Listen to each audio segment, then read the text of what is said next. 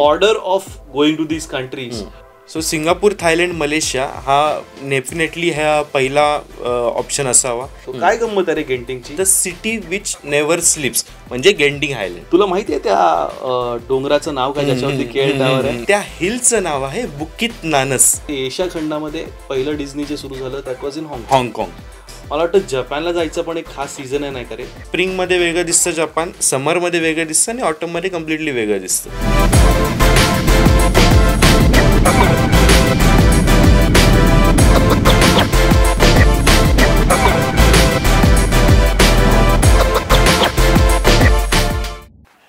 मंडळी नमस्कार. मंडळी, आंतरराष्ट्रीय प्रवास हा आपल्या सर्वांचाच आवडीचा विषय आणि कोणाला आवडत नाही कुठेतरी बाहेर फॉरेनला फिरून येणं. युजली आपला जो पहिला प्रवास असतो हा खूप स्पेशल असतो आणि त्यामुळे जे डेस्टिनेशन आपण चूज करतो ते साधारण असं असतं की ज्याचा ॲटमॉस्फिअर, क्लायमेट, कल्चर हे सगळ्या गोष्टी आपल्या देशाची मॅच होणारे असतील.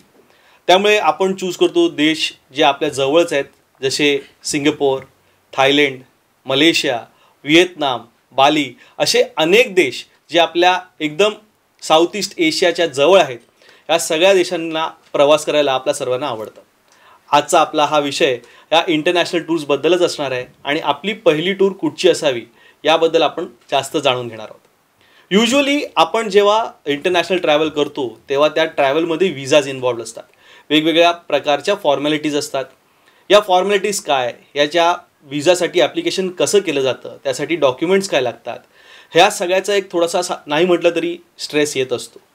आता हा सगळा स्ट्रेस बाजूला ठेवून जेव्हा आपण टूर बुक करतो तेव्हा तिथे गेल्यानंतर आपल्याला तिकडचे जे साईटसीइंग आहे ते आवडेल की नाही, तिकडचं जेवण आपल्याला पचेल की नाही, या सगळ्या शंका कुशंका मनामध्ये चालू असतात. त्यामुळे लोक जेव्हा टूरवरती येतात तेव्हा एक्साइटमेंट आणि नर्वसनेस असं काहीतरी मिक्स झालेलं असतं आतमध्ये. आपण आज जाणून घेणार आहोत आपल्या या आंतरराष्ट्रीय टूर्सबद्दल आपल्या एका खूपच डायनॅमिक आणि यंग अशा टूर लीडरकडनं. आपल्याबरोबर आहे आपला माणूस Aniket. Aniket, welcome to the show. नमस्कार अभिदा. अनिकेत, गेल्या 10 वर्षांपासून तू टूर लीडर म्हणून इथे काम करतोयस. वेगवेगळ्या लोकांना घेऊन तू परदेशी ट्रॅव्हल करत असतोस. तुझ्या प्रवासाची सुरुवात साधारण कधी झाली? माझ्या प्रवासाची सुरुवात केसरीसोबत मी 10 वर्षापासून कार्यरत आहे. 10 वर्षापासून जोडलेलो आहे आणि ॲज अ टूर लीडर इथे काम करतो आहे. तर इथे मी सुरुवात केली बॅक इन 2013 जेव्हा इथे एक केसरी ट्रॅव्हल अकॅडमी आपण नवीन सुरुवात केलेली आणि त्या अकॅडमीचा मी एक पार्ट होतो आणि तिथली क्लासरूम ट्रेनिंग होती, आमची स्टडी टूर असायची. आणि त्यावेळेस असं पुस्तकात वाचताना किंवा क्लासरूममध्ये बसताना आम्हाला असं कधी वाटलं नाही की कधी मी ऑन टूर जाईन आणि ॲज अ टूर लीडर 10 वर्ष काम करीन आणि बरेचसे देश विदेशचे टूर्स करीन. So definitely it has been an very exciting journey. तुझ्या करिअरची सुरुवात पहिलं सेक्टर कुठचं केलं होतंस तू? माझं पहिलं सेक्टर ते होतं नैनिताल मसुरी कॉर्बेट. ओ nice, beautiful sector. Yes, beautiful sector.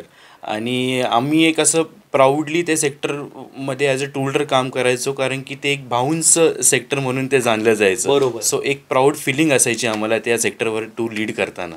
मग 2014ला जेव्हा तू डोमेस्टिक टूर्स करायला लागलास, असिस्ट केल्या, टूर लीडर झालास, त्यानंतर पहिली आंतरराष्ट्रीय टूर करण्याचा योग कधी आला? पहिला आंतरराष्ट्रीय टूरचा श्री गणेशा माझा झाला साऊथ ईस्ट एशियावरनं आणि पहिली टूर होती माझी थायलंडची. खूप छान झाली ती टूर आणि त्या टूरमधले बरेचसे मंडळी देखील आमच्या कॉन्टॅक्टमध्ये आहेत बिकॉज तो एक मोठा ग्रुप होता. जवळजवळ जर आपण 2 बस घेऊन जातो आहे तर त्या 2 बसमध्ये 40 जण एका बसमध्ये, 40 गेस्ट दुसऱ्या बसमध्ये, तसा एक 80 जणांचा आमचा ग्रुप होता आणि खूप छान टूर झाली. पहिलं डेस्टिनेशन आमचं पटाया होतं which is the what you say night लाईफसाठी खूप फेमस आहे पटाया. बट ऑफकोर्स नाईट लाईफच्या व्यतिरिक्त तिथे बघण्यासारखं भरपूर आहे. तिथले बीचेस आहेत, रस्ते छान आहेत, एक कल्चरल डिफरन्स थोडासा आहे. बट असं पूर्ण उलटापालट असं काही नव्हतं बिकॉज इंडियापासून खूप जवळचं डेस्टिनेशन आहे. सो आपण युजली त्याच्यासाठीच लोकांना सजेस्ट करतो की पहिला तुम्ही साऊथ ईस्ट एशियाला झाला जेणेकरून डिस्टन्स कमी आहे, कमी वेळात आपण पोचतो, कमीत कमी दिवसात ती टूर होते, जास्तीत जास्त आपल्याला बघायला मिळतं आणि कम्प्लिटली कल्चरल डिफरन्स नाही आहेत. लोक आपल्यासारखी आहेत, एक इंडियासारखी वॉर्मथ आहे त्यांच्यामध्ये, हॉस्पिटॅलिटी तशी आहे आणि या सगळ्या गोष्टीची जी सुरुवात आहे ना ती एअरपोर्टपासूनच होते. की एअरपोर्टपासून आपण जेव्हा बसवरून बाहेर बघत जातो तेव्हाच असं वाटतं की हां एक वेगळ्या देशात आलो आहे. बट जे गाईड्स एवढे हॉस्पिटेबल असतात, जे ड्रायव्हर्स एवढे छान असतात आणि तिथली लोक इन जनरल त्यांना एक अतिथी देवो भव एक जी फिलिंग आहे ती आपल्याविषयी आहे आणि एक थोडंसं आपल्याला असं वरच्या दर्जाला आल्यासारखं वाटतं.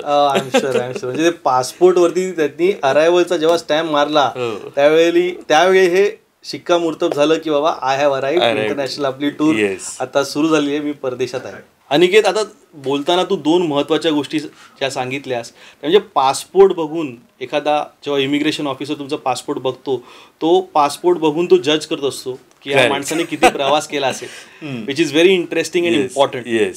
तसंच म्हणजे जेव्हा आपल्याकडे बरेच असे जेव्हा सिंगापोर, थायलंड, मलेशिया या देशांचे जेव्हा स्टॅम्प असतात, आपण प्रवास करून आलेलो बघतात जेव्हा इमिग्रेशन ऑफिसर्स, त्यांना माहिती असतं की हा फ्रिक्वेंटली ट्रॅव्हल्ड गेस्ट आहे आणि मग खूप प्रश्न उत्तरं नाही होत आणि ते तुम्हाला इझिली पास होऊ देतात. That is important thing that we should note की जेव्हा आपण असे छोटे छोटे देश कम्फर्टेबली ट्रॅव्हल करून जातो तेव्हा आपण एक एक्सपिरियन्स ट्रॅव्हलर असा आपल्याकडे बघण्याचा दृष्टिकोन होतो. दुसरी गोष्ट म्हणजे स्वर्णभूमी एअरपोर्टवरून जसं तू म्हणालास की कल्चरल शॉक तेव्हा लागला नाही, कारण त्यांचं आणि आपलं कल्चर हे साधारण जवळचं आहे. कारण स्वर्णभूमी एअरपोर्टला गेलो का तिकडे रामायणातलं समुद्र मंथन या सगळ्या गोष्टींचं एक डेपिक्शन केलेलं आहे आणि नावच कसं सुवर्णभूमी असं जेव्हा म्हणतो ते आपल्या भाषेतच बोलल्यासारखं ते वाटतं. थायलंडमध्ये गेल्यानंतर फूडबद्दल लोकांना काही प्रश्न असतात. हो, तर कुठल्याही इंटरनॅशनल डेस्टिनेशनला गेल्यावर पहिला प्रश्न ॲज अ इंडियन गेस्ट असतो की आम्हाला व्हेजिटेरियन फूड मिळेल का. आणि ॲक्च्युली खूप छान इंडियन व्हेजिटेरियन फूड सगळीकडे अवेलेबल असतं. ओके, सो इंटरनॅशनल डेस्टिनेशनला व्हेजिटेरियन फूड मिळत नाही इज अ मिथ.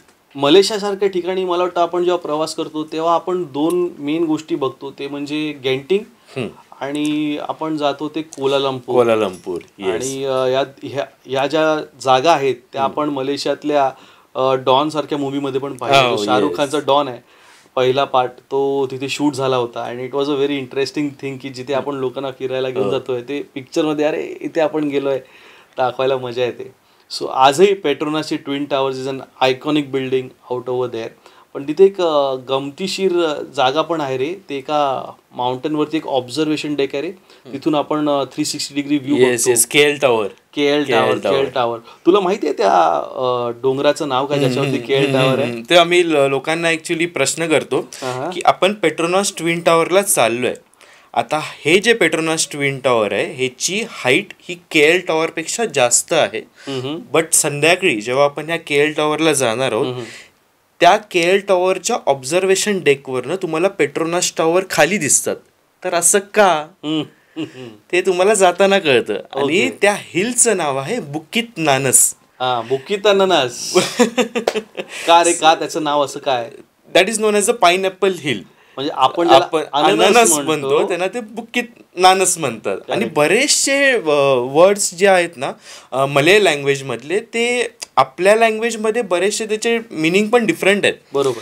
सो एक फनी किस्सा म्हणजे आपण जेव्हा लोकांना चहा कॉफी देतो, एनरूट आपली चहा कॉफी बरेच ठिकाणी टी कॉफी आपले एक्स्ट्रा टॉपिंग्स असतात. सो गाईड्स असे गमतीत लोकांना विचारतात, do you want coffee with सुसू और टी विथ सुसू? विथ सुसू. सो गेस्ट म्हणता हा असा का विचारतोय, विथ सुसू विदाउट सुसू? आणि त्यानंतर त्यांना कळतं की सुसू मीन्स मिल्क. हो, म्हणजे मलय भाषामध्ये दुधाला सुसू असं म्हटलं जातं. पण तिकडे बरेचसे तमिळ लोक जाऊन मायग्रेट होऊन तिथे राहिले आहेत, त्यामुळे तमिळ ही भाषा खूप बोलली जाते त्या ठिकाणी आणि तिकडचं जेवणही मिळतं. त्यामुळे ते मुट्ट करी आणि तो परोठा आणि तिकडे मात्र आपल्यासारखा चहा मिळतो, म्हणजे त्याला ते तारे म्हणतात. So that is something very unique of Malaysia. आणि आपण गेंटिंगलाही तिकडे जातो, म्हणजे का हिल स्टेशनला व्हिजिट करतो, ते पण एक अजून अट्रॅक्शन आहे. कारण साऊथ ईस्ट एशियाच्या ज्या जे देश आहेत ते सर्वसाधारणपणे उष्ण देश आहेत, गरमी असते तिकडे खूप, असं आपण परसिव्ह करतो. आणि अशा ठिकाणी आपण हिल स्टेशनला जातो. काय गंमत आहे रे गेंटिंगची? तर ऑफकोर्स हे सगळे ट्रॉपिकल क्लायमेट आहे. आणि जेव्हा कोणी आम्हाला गेस्ट विचारतात की अरे अनिकेत इथे कुठले सीझन आहेत, जसं आपल्या इथे हिवाळा आहे, उन्हाळा आहे, पावसाळा आहे, तर आम्ही त्यांना सांगतो की इथे 3 सीझन आहेत. ते म्हणजे हॉट, हॉटर, हॉटेस्ट. कारण की ट्रॉपिकल कंट्रीज आहेत आणि पूर्ण वर्षभर इथे तसं क्लायमेट ह्युमिड असतं. ओके. आणि गेंटिंग हायलँड हे एक हिल स्टेशन आहे. ते हिल स्टेशन फेमस आहे तिथल्या कसिनोजसाठी. ओके. आणि त्या हिल स्टेशनला जाण्यासाठी देखील आपण एक केबल कार घेतो, which is one of the longest cable car. Okay. एवढी सिनिक केबल कार आहे ती. त्या केबल कारने आपण त्या गेंटिंग हायलँड्सला जातो, कसिनो व्हिजिट करतो. आणि तुम्ही बघाल की मलेशिया ही एक इस्लाम कंट्री आहे आणि त्या इस्लाम कंट्रीमध्ये कसिनो हे एक हराम आहे. बट ती गोष्ट बाजूला ठेवून आपल्या पर्यटक कसं आपण त्या ठिकाणी वाढवू शकतो हे वाढवण्यासाठी त्या ठिकाणी त्यांनी गेंटिंग हायलँड या हायलँड्सवर कसिनोज ओपन केलेले आहेत, जिथे चायनीज टुरिस्ट बऱ्याच प्रमाणात येतात. त्या व्यतिरिक्त तिथे आता 2 थीम पार्क्स त्यांनी बनवलेले आहेत. एक इंडोर थीम पार्क आहे, एक आउटडोर थीम पार्क आहे. सो हे एक हॅपनिंग डेस्टिनेशन आपण त्याला बनवू शकतो. And the city which never sleeps म्हणजे गेंटिंग हायलँड. आणि मग सिंगापोर इज नॉट टू फार असं वाटतं. म्हणजे मलेशिया आणि सिंगापूर कधी एकत्रच होते, नंतर ते डिवाइड झाले. मलेशिया आणि सिंगापूर हे जर तुम्ही बघाल तर प्रत्येक या दोन्ही देशांमध्ये ना एक कन्स्ट्रक्टिव्ह कॉम्पिटिशन आहे. सो तिथे काय झालं की ते इथे कन्स्ट्रक्शन त्याचं सुरू करतात. इथे काय नवीन केलं की त्यांची ती इच्छा असते की तिकडे काहीतरी तसंच किंवा त्याच्यापेक्षा चांगलं, ही त्या कंट्रीजची आवडच आहे की जगामध्ये जे असेल त्याच्यापेक्षा काहीतरी चांगलं आणि वेगळं आपल्याला त्या ठिकाणी करायला लागतं, लोकांना द्यायचं. सिंगापूरला जाताना पण एकाहून एक हॉटेल्स जी आपण या टूर्सवरती वापरतो, दे आर ब्युटिफुल. मग ते पटाया असू दे किंवा Bangkok, Kuala Lumpur, Genting, all these are well known hotel जिथे आपण थांबत असतो. आणि खूप कम्फर्टेबल स्टे अशी सोय केलेली असते आपण लोकांची. आणि वन्स वी रीच सिंगापूर आपल्याला असं वाटतं की अरे हा एवढा छोटासा मॅपमध्ये दिसणारा ठिपका, पण हा देश काय जबरदस्त आहे. म्हणजे त्यांची शिस्त, ज्या प्रकारे त्यांना एक इनर ड्राईव्ह आहे की आपल्याला यशस्वी व्हायचं आहे, समृद्ध व्हायचं आहे आणि अख्ख्या जगात आपलं नाव काढायचं आहे, त्याची जी त्यांनी तो एक स्टँडर्ड जो बनवून ठेवला आहे सिंगापोरियन्सनी, that is simply amazing. I mean मग त्यांचं पब्लिक ट्रान्सपोर्ट असो, त्यांचे टुरिस्ट अट्रॅक्शन्स असो, त्यांची डिसिप्लिन असो किंवा तिकडचे असलेले फाईन असो, हे सगळ्या गोष्टी वाखाणण्यासारख्या आहेत. की म्हणजे सिंगापूरला जाऊन एवढ्या गोष्टी, म्हणजे तुला आठवतं इमिग्रेशनचं तू म्हणालास, आणि आपण त्यांना सांगत असतो की इथे च्युइंगम घेऊन जाणं अलाउड नाहीये, you cannot carry liquor, you can have only limited cigarettes and tobacco is not allowed and all these things are banned in Singapore. तर लोक असे स्ट्रेस करत असतात की अरे तिकडे बॉर्डरला आम्हाला पकडणार तर नाही ना, काय करायचं काय नाही. साधा रोड क्रॉस करायचा असेल तरी you have to be an alert citizen. असं नाही की बाबा आलाय गंगाराम चलो जाऊया, तसं करणं शक्य नाही तिकडे. कारण जागोजागी तिकडे कॅमेरे असतात. तुम्हाला पोलीस फार कमी दिसतात, पण तिकडे तुम्हाला कॅमेरेज असतात ज्याच्यामधून तुमचं फोटो निघू शकतो. आणि अशा काही गोष्टी घडल्या तर तुम्हाला फाईन येऊ शकतं. सिंगापूरला गेल्यानंतर तुला असं काय अशी काही जागा आहेत ज्या तुला ठळक आठवतात? ठळक आठवणं म्हणजे सिंगापूरचं one of the best day is Sentosa island. Okay. म्हणजे त्या ठिकाणी आपण 2 दिवस जातो. 1 दिवस बाय बस जातो. त्या ठिकाणी मॅडम ट्युसार्ड्स आहे, त्या ठिकाणी सी ॲक्वेरियम आहे, युनिव्हर्सल स्टुडिओज आहे, wings of the time show आहे. सो 1 दिवस जाऊन आपण ते साईट सीन्स कंप्लीट करू नाही शकत. आणि प्रत्येक 2 वर्षाला ते नवीन काहीतरी साईट सीन ॲड करत असतात. सो आत्ता आमची जी सिंगापूरची आपली टूर आहे 4 नाईट 5 डेज, ते 4 नाईट्स आता कमी पडायला लागलेत. सो सेंटोसा ही एक असं आयलंड आहे ज्या ठिकाणी तुम्ही प्रत्येक वर्षी तुम्हाला प्रत्येक वर्षी एक नवीन अट्रॅक्शन बघायला मिळेल. सो एक युनिव्हर्सल स्टुडिओज एक हायलाइटेड पॉईंट आहे तिथला, आणि सी ॲक्वेरियम हे माझे 2 one of the best sites in मी बोलू शकतो सिंगापूरचे. आय एम शुअर लोकही खूप एन्जॉय करत असतील. आणि जसं तू म्हणालास दर 2 वर्षाने सिंगापूर इज कॉम्पिटिंग की बाबा तुम्ही आला तर कमीत कमी 7 दिवस तरी राहायला पाहिजे, एवढं अट्रॅक्शन त्यांनी करून ठेवलंय. खूप खूप मस्त असा देश आहे. आणि सिंगापूरची ही टूर केल्यानंतर लोकांना खरंच खूप आवडतं. Again people think about the currency, कारण तिन्ही देशांमध्ये करन्सी ही वेगळी. तर लोकांना जेव्हा आपण जात असतो तेव्हा काय करन्सी घेऊन जाणं आपण साधारण रेकमेंड करतो? अच्छा, या तिन्ही देशांची करन्सी वेगवेगळी आहे. सो थायलंडमध्ये थायबात यूज होतात, सिंगापूरमध्ये सिंगापूर डॉलर यूज होतात, मलेशियामध्ये मलेशियन रिंगीट यूज होतात. तर प्रत्येक देशाची करन्सी त्या देशामध्ये वापरण्यासाठी तुमच्याकडे असली पाहिजे. बट प्रत्येक देशामध्ये करन्सी जर तुमच्याकडे नसेल तरी तुम्ही क्रेडिट कार्ड वापरू शकता. बट आपण ऑलवेज रेकमेंड करतो की थोडीशी कॅश ही तुमच्याकडे नेहमी असावी. ओके, सो थायलंडपासून जर आपला प्रवास सुरू होतो आहे तर तुम्ही तिथे थायबातमध्ये शॉपिंग करता आणि Thailand is shop till you drop. So प्रत्येक ठिकाणी तुम्हाला शॉपिंग प्रत्येक ठिकाणी तुम्हाला तिथे बघायला मिळेल. आता सपोज तुमच्याकडे थायलंडची काही करन्सी उरली तर ती करन्सी तुम्ही मलेशियामध्ये घेऊन जाऊ शकता आणि ते थायबात तुम्ही मलेशियन रिंगीटमध्ये कन्वर्ट करू शकता. ओके, सो परत मलेशियामध्ये तुमचं शॉपिंग झाली, सगळी करन्सी तुम्ही खर्च केली, काही मलेशियन रिंगीट जर तुमच्याकडे उरलेत, when you go to Singapore ते मलेशियन रिंगीट तुम्ही सिंगापूर डॉलरमध्ये कन्वर्ट करून घेऊ शकता. सो तुमचे मिनिमम कन्व्हर्जन होतात. पण आम्ही नेहमी सांगतो की कॉईन्स तिथल्या त्या कंट्रीचे त्या कंट्रीमध्येच आपल्याला संपवायचे. पण सोव्हिनियर म्हणून ठेवू शकता. पण सोव्हिनियर म्हणून तुम्ही ऑफकोर्स ठेवू शकता, बिकॉज कॉईन्स हे पूर्णपणे संपवणं हे कधीच पॉसिबल होत नाही. आपण ते कॉईन्स संपवायला जातो आणि अजून खर्च करतो. त्यामुळे कॉईन्स हे कम्प्लिटली कधीच संपवू शकत नाही. ओके, सो हे झालं करन्सी जे तू म्हणालास. पण या व्यतिरिक्त US डॉलर्स झाले किंवा आपले कार्ड्स असतील तर तिकडे सगळीकडे ते एक्सेप्ट केले जातात का आपल्याला काय ऍक्टिव्हेशन वगैरे करावं लागतं? येस, सो तुम्ही डेफिनेटली आमच्या फॉरेक्समधनं फॉरेक्स कार्ड घेऊ शकता. कार्ड सगळीकडे स्वाईप होतात आणि it is one of the safest way to carry the money around. Okay, because सगळीकडे तुम्हाला कार्ड स्वाईप करू शकता, टॅप करू शकता, शॉपिंगसाठी सगळीकडे ओपन आहे. बट डिपेंड्स, काही अशी ठिकाणं असतात जसं स्ट्रीट शॉपिंग.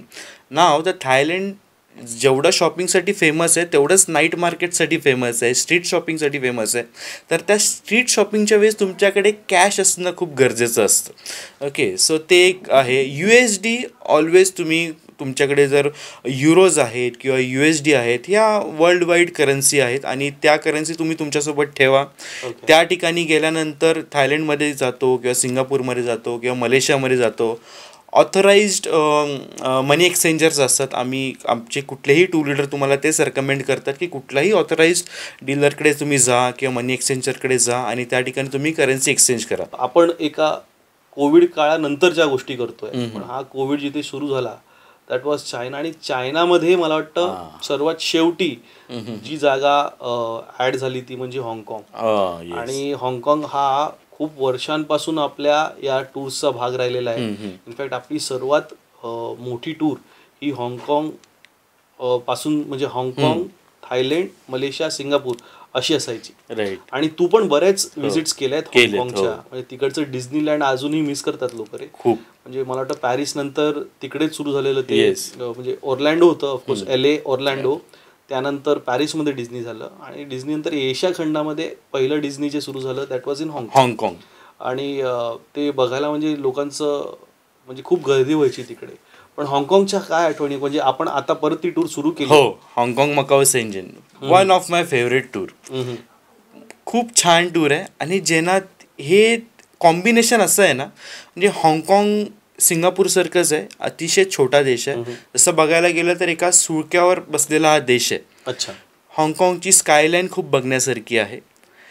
एवढ्या छोट्या देशमध्ये डिझनीलँड असणं हेच एक खूप मोठी गोष्ट आहे. बिकॉज कुठल्याही देशामध्ये डिझनीलँड असणं म्हणजे त्या देशाचं ते भाग्य आहे. आणि येणारे एवढे पर्यटक असल्यामुळे तिथे ते डिझनीलँड आहे. त्याचबरोबर तिथल्या येणारा जो पर्यटक आहे तो मॅच्युअर पर्यटक आहे आणि त्या पर्यटकाला माहिती आहे की आपल्याला या थीम पार्कमध्ये कसं वागायचं आहे.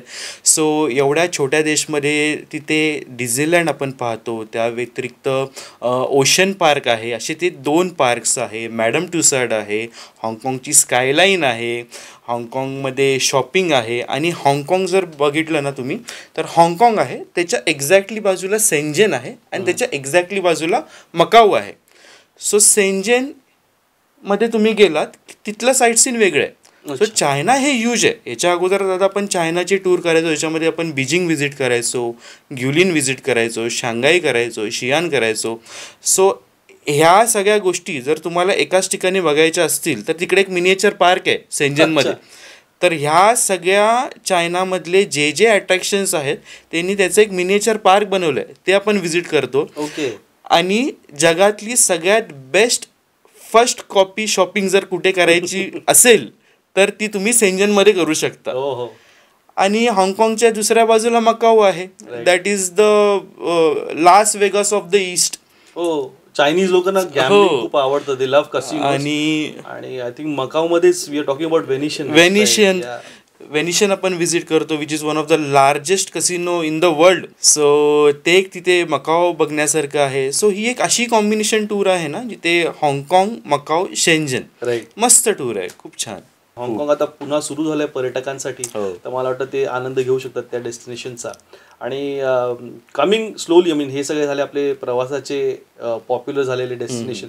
पण आता जे डेस्टिनेशन्स खूप पॉप्युलर झाले कोविड नंतर, that was through social media. आणि सोशल मीडियामध्ये आपण ते जे उंच माझा झोका आणि असे काही फोटो वगैरे काढले, तू बघितले असशील आय एम शुअर. आणि त्यातले टूर्स तू आता जास्त करतोस. फॉर एक्झाम्पल व्हिएतनामलाच तू जाऊन आलास, त्यानंतर तू बाली बघितलंस, कंबोडियाला जाऊन आलास. तर या देशांबद्दल, these are new destinations upcoming आणि लोकांना फार आवडणारे आणि अट्रॅक्ट करणारे. तर या डेस्टिनेशन्स बद्दल तू काय सांगशील की हे डेस्टिनेशन्स कसे आहेत, अपकमिंग आहेत, तर इथे काही डूज अँड डोंट्स आहेत, and how are they attractive, what people enjoy in these countries? Okay, so Vietnam, Cambodia ही एक आपली कॉम्बिनेशन टूर आहे आणि बाली ही एक आपली वेगळी टूर आहे, दॅट इज इन इंडोनेशिया. आणि हे एक ऑफबीट अपकमिंग डेस्टिनेशन आहेत. सो पहिले आम्ही जेव्हा डिपार्चर्स आपले असायचे, सो थायलंडच्या टूरमध्ये 40 गेस्ट असायचे आणि व्हिएतनामच्या टूरमध्ये 10 असायचे. आता हे 22 वर्ष झाले. अच्छा. थायलंडमध्ये पर्यटक आहेत, ऑफकोर्स आहेत, अजून तिथे 40-40चे ग्रुप जात आहेत. बट व्हिएतनाममध्ये आता 80-80 जण जायला लागलेत. So that is something different about this country. Vietnam आहे, कंबोडिया आहे, बाली आहे. सो फॉर एक्झाम्पल व्हिएतनाम आपण दोन्ही पार्ट्स बघतो. So Vietnam is divide into 2 parts. एक नॉर्थ व्हिएतनाम आहे आणि एक साऊथ व्हिएतनाम आहे. नॉर्थ व्हिएतनाममध्ये आपण हॅनॉय सिटी एक्सप्लोअर करतो, त्यानंतर साऊथ व्हिएतनाममध्ये होचिमिन सिटी एक्सप्लोअर करतो, मध्ये कंबोडिया आहे, सियाम रिप, त्या ठिकाणी आपण कंबोडियाचे सगळे सियाम रिपचे साईट सीन करतो. सो अशी ही 9 nights 10 days आपली टूर आहे, ज्याच्यामध्ये ऑलमोस्ट आपलं व्हिएतनाम, कंबोडिया हे प्रॉपरली सगळं बघून होतं आणि हिस्टॉरिकल डेस्टिनेशन आहेत. ओके, दॅट इज सम खूप डीप हिस्ट्री आहे. बरेच सगळ्या मंडळींनी व्हिएतनाम वॉरच्या बद्दल खूप ऐकलेलं असतं, वाचलेलं असतं. आणि ते तिकडे एक साईट सीन आहे known as Cu Chi tunnel, okay, in Ho Chi Minh. सो ते आपण टनल बघतो. आणि कंबोडियामध्ये बरेचसे जे मंदिर आहेत, सो अंकुर वॉट जे एक टेम्पल आहे, which is the largest Hindu temple in the world. So 1000 वर्ष जुनं हे जे टेम्पल आहे ते आपल्याला त्या टूरमध्ये पाहायला मिळतं आणि खूप छान डेस्टिनेशन आहे. Coming to Bali which is in Indonesia. आता हे जे डेस्टिनेशन आहे ना, this is a Instagram destination, जे रील्समुळे खूप फेमस झाले, and that is because of the Bali swing. Okay, Bali swing. So इथे नॅचरल ब्युटी भरभरून आहे. टेम्पल्स खूप छान आहेत, बिकॉज बाली हे एक हिंदू टेम्पलसाठी खूप फेमस आहे. आणि बाली स्विंग स्पेसिफिकली लोक त्याच्यासाठी त्या टूरवर येतात. आणि त्यांनी अशी काही त्याची ॲडव्हर्टिजमेंट केली आहे की प्रत्येकाला इच्छा असते, ॲक्च्युली प्रत्येक कपलला इच्छा असते की आपण त्या बाली स्विंगवर जाऊन फोटोशूट करावा. आणि बालीचे बीचेस खूप छान आहेत, आणि तिथलं लँडस्केप, टेम्पल्स आणि स्पेशली बाली स्विंग. सगळे कपल मंडळी ऐकताय ना, की म्हणजे ज्यांना जर हनीमून साठी जायचं असेल तर बाली खूप चांगलं डेस्टिनेशन. त्या ठिकाणी तुम्ही बीच एन्जॉय करू शकता, बाली स्विंग एन्जॉय करू शकता. तिकडचं जेवणही खूप छान आहे. So same about Indonesia. It's a beautiful place आणि खूप ग्रीन कंट्री आहे. Again very fresh food that we get over there. आणि त्यांचंही मसाले साधारण आपल्यासारखेच असतात. कोकोनट ग्रेव्ही बेस्ड करी असतात, त्यांच्या करी लिव्स दे यूज. त्यामुळे या सगळ्या हा जो प्रकार आहे आपल्या किचनचा, तो तिथेही पसारा सगळा बघायला मिळतो. आपल्यासारखंच नारळ, शहाळं, पाणी सगळं बघायला मिळते. So it's a very beautiful destination. एवढ्या देशाबद्दल आपण बोललो, तू नंतर साऊथ कोरिया, तर जपान, या सगळ्या आपण करतोस. म्हणजे साऊथ ईस्ट, फार ईस्ट यातले देश तू करून झालेले. त्यामुळे तू काय क्रमाने लोकांना सांगशील की म्हणजे कसा प्रवास करावा, कसे हे सगळे देश बघावेत की म्हणजे तुम्हाला मजा येईल? So in order of going to these countries, please recommend as a list. Usually कुठल्याही फॉरेन टूरचा श्री गणेशा हा सिंगापूर, थायलंड, मलेशियानी करावा. Okay. So you can go by like पहिला देश जर पहिला तिघांपैकी देश असेल या तर तिघांपैकी असेल तर पहिला थायलंड थायलंड. ओके. किंवा Singapore, Malaysia. Do it as a combination. But me best recommend करीन की तुम्हाला नंबर ऑफ डेज जर तुम्ही वाढवू शकता तुमच्या ट्रिपचे तर हे तिन्ही देश एकत्र करा. Okay. Singapore, Thailand, Malaysia. So Singapore, Thailand, Malaysia हा डेफिनेटली हा पहिला ऑप्शन असावा. त्यानंतर मग व्हिएतनाम, कंबोडिया. ओके. आणि त्यानंतर मग फार ईस्ट. बिकॉज ट्रॅव्हल टाईम आणि आपला जो टाईम आहे त्याच्यामधला पण Time डिफरन्स difference. हा पण खूप कमी आहे. सो असा खूप उलटापालट असं काही होत नाही किंवा मग खूप असं एक दचका बसत नाही की आपण डिरेक्टली जपानला गेलो आणि हे सगळे देश स्किप झाले आपले. सो सिंगापूर, थायलंड, मलेशिया, त्यानंतर मग व्हिएतनाम, कंबोडिया, त्यानंतर मग इंडोनेशिया, त्यानंतर मग फार ईस्ट म्हणजे जपान, चायना. हे अशा क्रमाने जर गेस्टनी त्या टूर्स केल्या साऊथ ईस्टच्या तर that would be a very great option. मला वाटतं जपानला जायचं पण एक खास सीझन आहे नाही का रे? हो, ते एक आहे. आणि जपान ही एक अशी कंट्री आहे ना जिथे तुम्ही 3 वेळा गेलात की तुम्हाला 3 वेगवेगळे ऋतू बघायला मिळतात. सो आपली चेरी ब्लॉसमची टूर आहे जी स्प्रिंग सीझनमध्ये आपण ऑपरेट करतो. राईट. त्यानंतर मग मे महिन्यात आपली अल्पाईन रूटची टूर आहे जी आपण समर सीझनमध्ये ऑपरेट करतो. राईट. आणि आता ऑक्टोबर, नोव्हेंबरमध्ये आपण ऑटम स्पेशल टूर्स काढलेले आहेत. सर ते ऑटमची एक वेगळी ब्युटी आहे. ते आशिका फ्लावर्स पण काहीतरी ते असतात ना? मे मध्ये जातात. Okay. मे समर सीझनमध्ये alpine route with Ashikaga flower park. आता फ्लावर्समध्ये प्रत्येक मंडळींना बराचसा इंटरेस्ट असतो बट काही कारणास्तव चेरी ब्लॉसमला जायला मिळत नाही. सो ते समर सीझनमध्ये आशिकागा फ्लावर एन्जॉय करू शकतात. So that is something beauty of the Japan की स्प्रिंगमध्ये वेगळं दिसतं जपान, समरमध्ये वेगळं दिसतं आणि ऑटममध्ये कम्प्लिटली वेगळं दिसतं. मला वाटतं अजून एक कॉमन गोष्ट या सगळ्या डेस्टिनेशन्समध्ये अशी आहे की तुम्हाला तिकडे तुमच्या बरोबर आपला माणूस म्हणजे आपला इंडियामधून आपण जो पाठवतो किंवा तू आपल्या टूर बरोबर असतो तो आपला माणूस असतोच. हो. पण त्या व्यतिरिक्त या सगळ्या डेस्टिनेशन्समध्ये तिकडचा लोकल माणूस तुमच्या बरोबर हजर असतो. करेक्ट. तिथे तुम्हाला काय लागणार, कधी भाषेची अडचण झाली किंवा एखाद्या लोकल माणसाला काही झालेला प्रसंग सांगायचा झाला तर भाषेची अडचण येत नाही. तिथे लोकल गाईड आपल्याला तिथे मदत करतात. राईट. आणि एक लँग्वेज बॅरियर आहेच त्या ठिकाणी जपानमध्ये म्हणा, चायनामध्ये म्हणा. त्यामुळे लोकल टुरिस्ट लायसन्स गाईड आपल्यासोबत असणं हे खूप इम्पॉर्टंट आहे in case of safety and security. आणि प्लस आम्ही असतोच टूरचे काय म्हणतो आपण त्याला फुल टाईम फोटोग्राफर की तुमचे छान छान फोटो वगैरे काढण्यासाठी आम्ही नेहमी तयार असतो. अँड एका ब्युटिफुल जागे जाऊन तुमचे ब्युटिफुल असे सुंदर फोटो काढणं हे आम्हाला फार आवडतं. त्याची अपॉर्च्युनिटी तुम्ही आम्हाला देता त्याबद्दल तुमचे फार आभार. आणि असा गमतीशीर असा आमचा हा एपिसोड आज आता संपत आलेला आहे. अनिकेत तुझे खूप खूप आभार. Thank you very much. मच. आलास आणि साऊथ ईस्टबद्दल खूप चांगली माहिती आम्हाला करून दिलीस. आणि तुझ्या माहितीवरून आय एम शुअर की बरीच लोक प्लॅन करतील या डेस्टिनेशन्सवरती.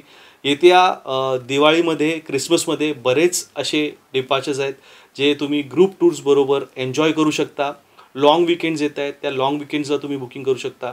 काही देशांमधले तर विजा आता फ्री झालेले आहेत, काही ऑन अरायवल आहेत आणि असलेले विजासुद्धा खूप लवकर मिळत आहेत, खूप आरामात मिळत आहेत. त्यामुळे आपल्या मुलांबरोबर कपल टूर्ससाठी किंवा आपल्या आईबाबांना जर कुठे पाठवायचं असेल तर साऊथ ईस्ट एशियासारखं डेस्टिनेशन नाही. साऊथ ईस्ट आणि फार ईस्टच्या टूर्स ह्या 12ही महिने चालू असतात. आपला आजचा प्रवास हा आपण इथेच थांबवूया. आपल्याला आजचा हा एपिसोड कसा वाटला आम्हाला नक्की कमेंट्समध्ये सांगा. तुम्हाला या साऊथ ईस्टमधल्या कुठच्या देशाला जायला आवडेल हे आम्हाला कमेंट्समध्ये सांगा. हा व्हिडिओ आवडला तर लाईक, शेअर आणि कमेंट नक्की करा. पुन्हा भेटूया याच कार्यक्रमाच्या दुसऱ्या भागात. नमस्कार.